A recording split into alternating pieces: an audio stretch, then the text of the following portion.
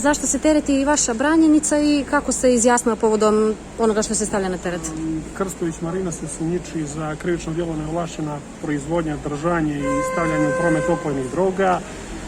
Ista je saslušana kod tužioca na okolnosti pomenutog krivičnog djela i u cijelosti je negirala izvršenje tog krivičnog djela u detaljnoj odbrani koju je iznijela na saslušanju kod tužiteljke.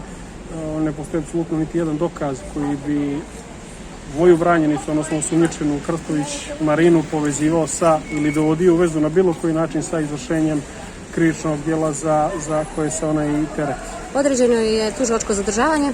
Tužilačko zadržavanje u trajanju do 72 časa. U tom vremenskom periodu ista će biti sprovedena sud iz istragu koji će se dalje odrediti u odnosu na ono što postupajući tužilac predloži. A po kom osnovu je određeno zadržavanje?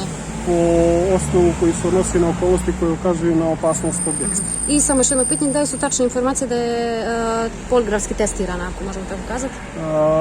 Pa jesu. Mislim, poligraf kao dokazno sredstvo u pravnom životu nema, odnosno i nije dokazno sredstvo, nema snagu dokaza. Ona je poligrafski testirana potpuno dobrovoljno i mogu reći da je prošla poligraf, onako žargonski rečeno. Hvala.